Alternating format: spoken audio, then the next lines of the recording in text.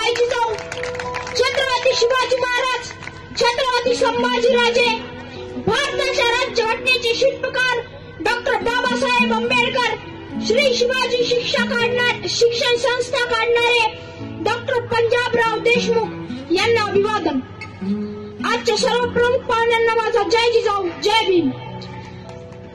स्वातंत्र्य, समता, न्याय व बंधुत्व ही चतुर्सूत्रीय देशाला कायदेशीर मार्गाने बहाल करणाऱ्या महामानव डॉक्टर बाबासाहेब आंबेडकरांची जयंती साजरी करीत असताना मला या जयंतीमध्ये सहभाग नोंदविता आला आणि माझा जन्म सार्थक झाला. या महामानवांच्या चरणी नतमस्तक होतो. जिजाऊंनी शिवबाच्या मनात स्वराज्य निर्मितीचे स्वप्न कोरले, म्हणजे आजच्या भाषेत आझादीची संकल्पना निर्माण केली. म्हणून ज्या बहुजन समाजाला शस्त्र धारण करण्याचा हक्क नाकारला होता, त्या बहुजन समाजाला शस्त्र धारण करण्याचा हक्क राजश्रयाने मिळवून दिला.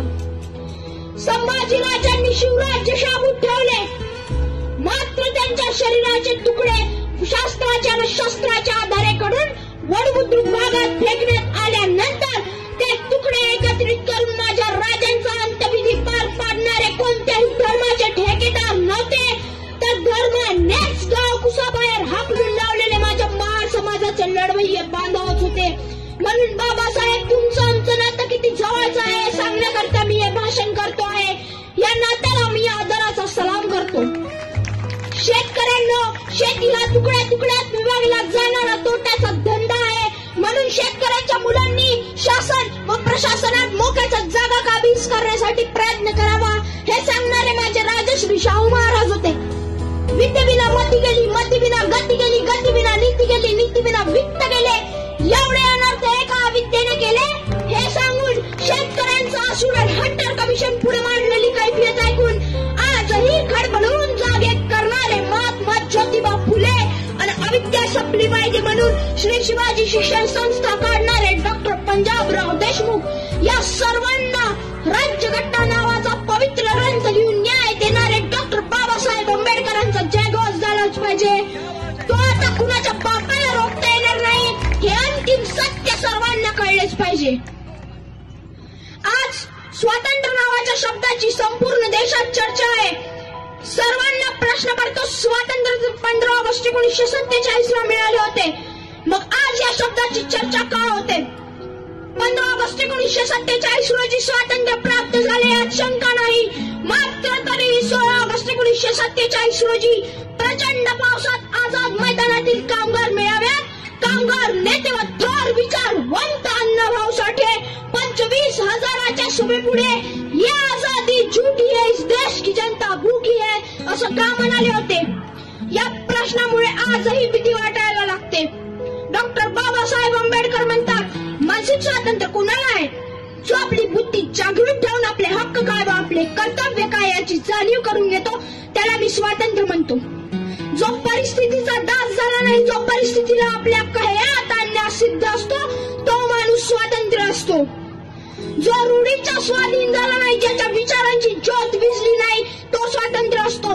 जो पराधीन झाला नाही, दुसऱ्याच्या शिकवणीने वागत नाही, सत्यता जाणून घेतल्याशिवाय कशावर विश्वास ठेवत नाही, प्रतिकूल लोकमताला घाबरत नाही, ज्याच्या मस्तकात स्वतःचा मेंदू कार्यरत असतो तो माणूस स्वातंत्र्य असतो असे मी समजतो. असे डॉक्टर बाबासाहेब आंबेडकर लेखन आणि भाषणे 18व्या खंडात स्वतः लिहितात व या दृष्टीने विचार केला तर तुम्ही स्वातंत्र्य आहात काय असा प्रश्नही करतात. म्हणून अण्णाभाऊ साठेंनी केलेली घोषणा विचारात घ्यावी लागते, तेव्हा आजच्या परिस्थितीचा अंदाज घेता येतो. परंतु सर्वसामान्य जनतेला आज जो हक्क मिळाला आहे तो केवळ डॉक्टर बाबासाहेब आंबेडकरांनी लिहिलेल्या राज्यघटनेमुळेच मिळाला आहे. अन्यथा मी आज तुमच्या पुढे उभा राहून बोलू शकलो नसतो आणि कन्हैया कुमारही बोलू शकला नसता. सर्वांच्या जिभेला लगाम लागले असते जर 395 कलमांची राज्यघटना लिहिल्या गेली नसती तर. हे उपकार हा देश विसरू शकत नाही. म्हणून डॉक्टर बाबासाहेब आंबेडकरांच्या जय जयकारास घोष पुरे पडतात, शब्द पुरे पडतात, उंचाविणारे हातही पुरे पडतात, सहभागी होणारे लोकही पुरे पडतात. एवढं मोठं विश्वव्यापी व्यक्तिमत्व डॉक्टर बाबासाहेब आंबेडकरांचे आहे. या लोकनायकास, या भारतरत्नास कोटी कोटी अभिवादन टाळ्यांच्या गजरातच गेले पाहिजे. जिजाऊंनी शिवबाच्या मनात स्वराज्याचे स्वप्न कोरले, तसेच डॉक्टर बाबासाहेब आंबेडकरांनी आम्हाला एक स्वप्न दिले होते.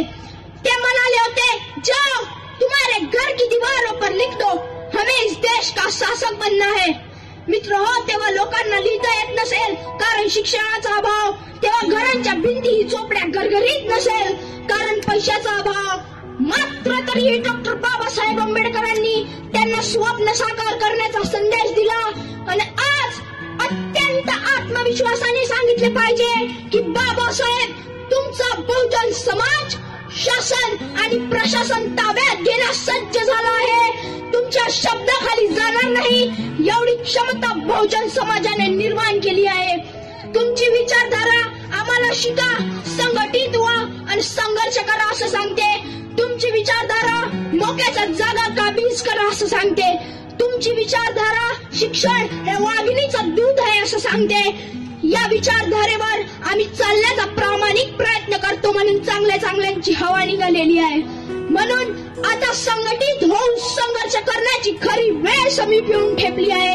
कदाचित भीमा कोरे गाव हे इतिहासाची पुनरावृत्ती होऊ शकेल कारण वारा त्या दिशेनं वाहू लागले की काय अशी शंका वाटायला लागते.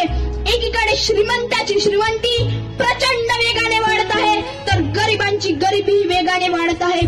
जागतिकीकरण, औद्योगिकरण, खासगीकरणाच्या सपाट्यात लोक मंडला विसरू राहिली आहे. अच्छेदींच्या नादात अस्मिता हरवून बसले. स्वातंत्र्याचा खरा अर्थ न कळल्यामुळे दारिद्र्य रेषेच्या काढण्यासाठी दलिंदरांच्या रांगा लागत आहे. पॅकेटच्या भाकर जनावरांसाठी माणूसही जनावरांसारखा पिसा झालेला आहे. शिष्यवृत्ती अभावी शिक्षणाचा काय हा प्रश्न भेडसावतो आहे. मात्र तरी आपण जागतिक महासत्तेकडे वाटचाल करीत असल्याचे बोलले जात आहे. मात्र या महासत्तेमध्ये माझं स्थान नेमकं कुठे असेल हा प्रश्न ग्रामीण भागात राहणाऱ्या प्रत्येक शेतकऱ्याच्या लेकराला पडला आहे. अशा वेळी तुमचा अर्थशास्त्रावरचा ग्रंथ प्रॉब्लेम ऑफ रुपी आठवतो. याबद्दल केवळ ऐकलं आहे. या ग्रंथाचा एक भाग जरी शेतकऱ्याला वाचायला मिळाला तरी आत्महत्या पूर्णतः थांबविण्याची ताकद या ग्रंथाच्या एका पानात असावी असा विश्वास आम्हाला आहे. परंतु आमच्यापर्यंत काही आलाच नाही. पाठ्यपुस्तकात जे पाहिजे ते दिसलंच नाही म्हणून बेरोजगारांच्या रांगा लागत आहेत. या सर्वांनी बाबासाहेबांना एकदा वाचावं, वाचाल तर वाचाल एवढ्या प्रसंगी सांगितले पाहिजे. डॉक्टर बाबासाहेब आंबेडकरांनी या संसदेत ठणकावून सांगितले होते की मी जी राज्यघटना लिहिली त्यानुसार जर सरकार वागत नसेल तर मला या मंत्र्याचा अधिकार नाही असे म्हणत 25 सप्टेंबर 1951 रोजी माझ्या ओबीसी बांधवांसाठी डॉक्टर बाबासाहेब आंबेडकरांनी राजीनामा दिला. हे आमच्या ओबीसी बांधवांचे डॉक्टर बाबासाहेब आंबेडकरांचं नातं होतं. हे आम्हाला सांगणार कोण? हे सांगण्याकरिता आज अशा कार्यक्रमाचे आयोजन केले जाते. बाबासाहेब तुम्ही जगला असता तर कालेरकरात दबल्या गेला नसता, मंडळ आयोगही दबल्या गेला नसता आणि सिलिंगच्या कायद्यानं माझ्या एकाही बळीराजानं आत्महत्या केली नसती. परंतु आम्ही हे समजून घेतलंच नाही. आपली संस्कृती ही एका दाण्यापासून तर 1000 दाणे करणारी आहे, सर्वांच्या पोटाची सोय करणारी आहे. ही संस्कृती मला डॉक्टर बाबासाहेब आंबेडकरांनी शिकवली आहे. तसेच शिवाजी राजांपासून तर गाडगे बाबापर्यंत साऱ्यांनी हीच संस्कृती सांगितली आहे.